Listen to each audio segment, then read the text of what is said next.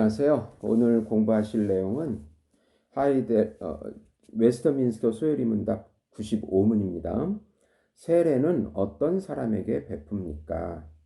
세례는 보이는 교회 밖에 있는 사람에게 베풀지 않고 누구든지 그리스도를 믿고 주님께 순종하겠다고 고백할 때에 비로소 베풀며 보이는 교회의 회원의 유아들이 받습니다. 아멘.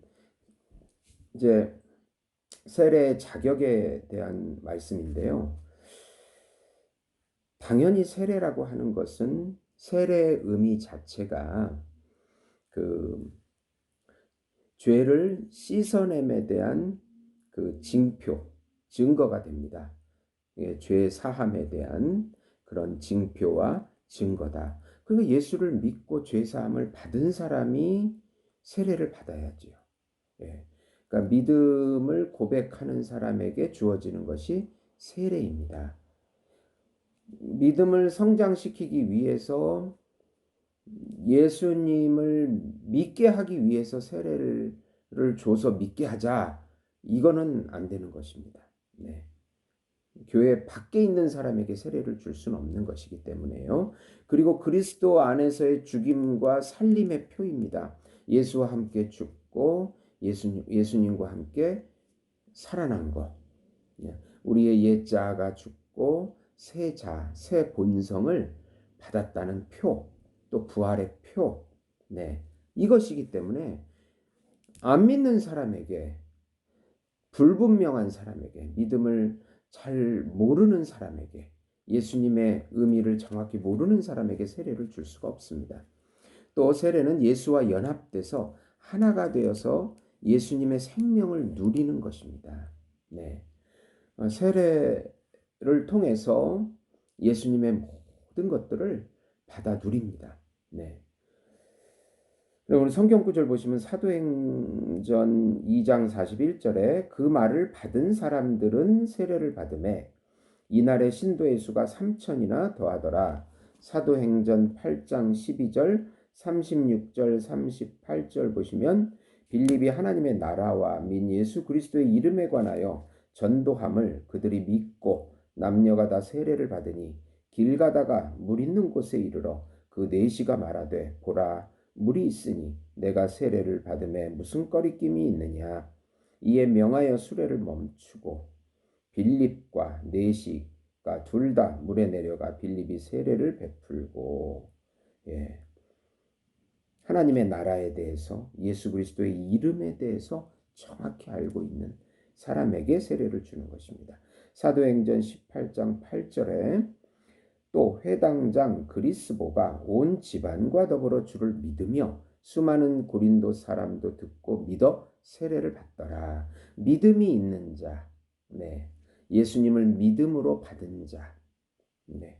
믿음 없이는 세례를 받을 수 없다. 그리고 순종하는 자, 예수님에게 순종하는 자가 바로 세례를 받을 수 있게 됩니다. 또 이제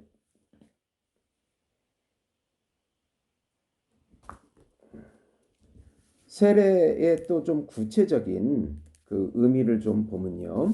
이 원죄의 사함을 인치는 것입니다.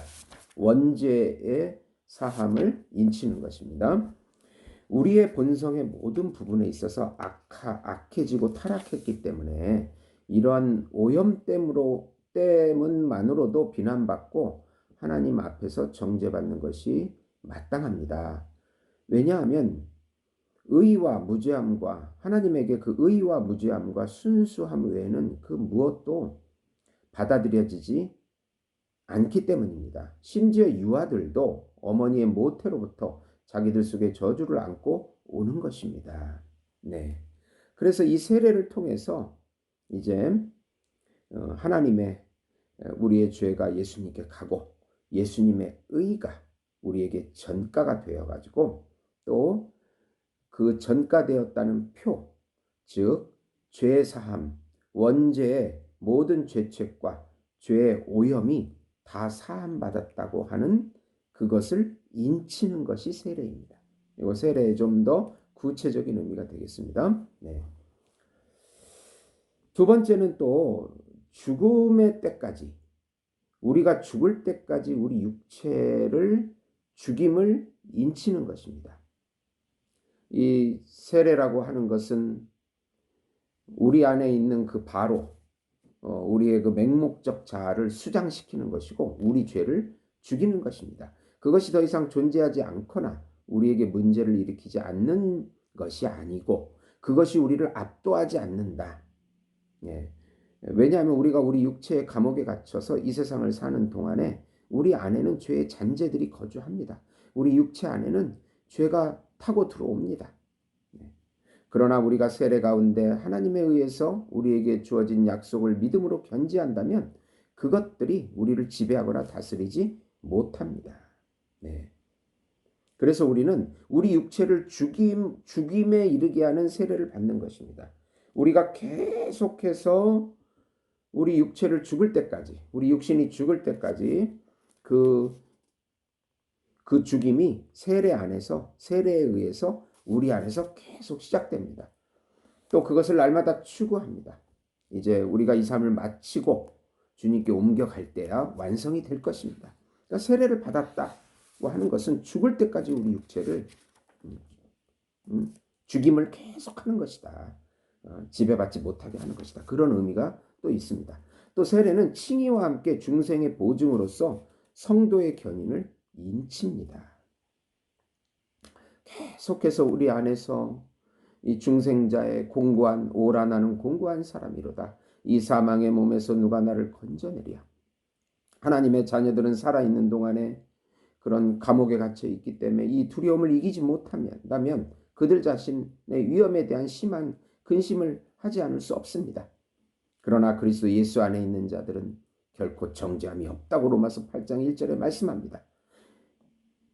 주님이 단번에 받아들여져 은혜에 이르게 하시고 접을 붙여 자기의 기름을 받은 자와 교제하게 하시며 세례를 통하여 교회의 연합체에 가입시킨 자들은 그들이 그리스도를 믿는 믿음 가운데서 견인하는 한 비록 자기들이 죄에 포위되어 있고 자기들 속에 여전히 죄가 맴돌고 있을지라도 죄책과 저주로부터 방면됩니다. 이것이 바울의 말씀에 대한 간단하고 진정한 해석일 것입니다. 그래서 이 세례를 통해서 칭의와 또 성도의 견인을 인치는 것이다. 네. 그 다음에 또 마지막으로 세례는 사람들 앞에서 그리스도가 우리의 주라고 공표하는 공적인 고백입니다. 네. 우리가 하나님의 백성으로 간주되길 원한다는 사실은 공공연하게 고백하는 표지입니다. 세례로서 우리는 우리의 믿음을 공적으로 확정하는 가운데 우리 마음이 하나님에 대한 찬송의 숨을 내쉴 뿐만 아니라 또한 우리의 혀와 육체의 모든 지체가 가능한 모든 뜻을 다하여 그를 찬미하는 노래를 부르는 것입니다. 네.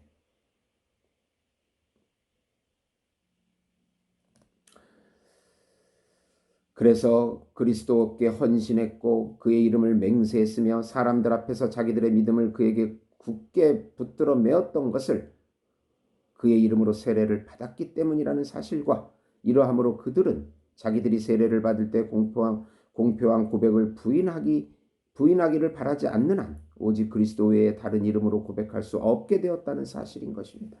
네, 그런 의미들이 바로 들어 있는 것입니다.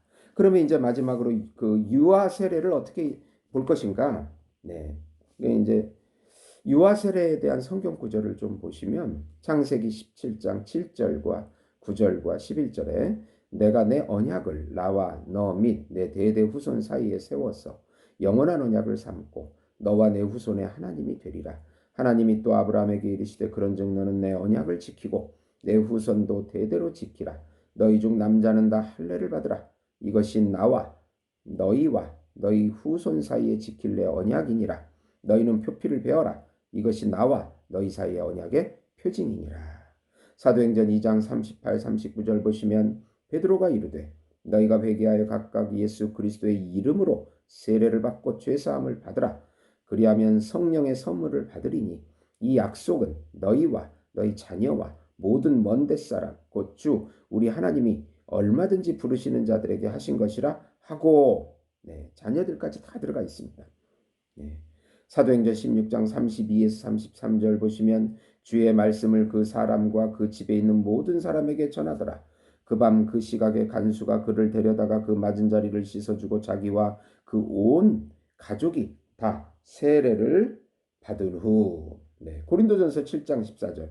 믿지 아니하는 남편이 아내로 말미암아 거룩하게 되고 믿지 아니하는 아내가 남편으로 말미암아 거룩하게 되나니 그렇지 아니하면 너희 자녀도 깨끗하지 못하니라. 그러나 이제 거룩하니라. 네.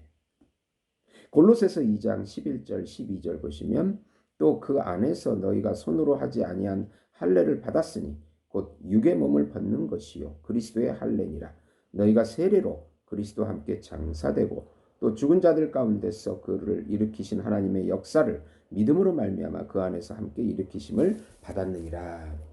이제 예수님께서 어린아이들이 내게 오는 것을 금하지 말라.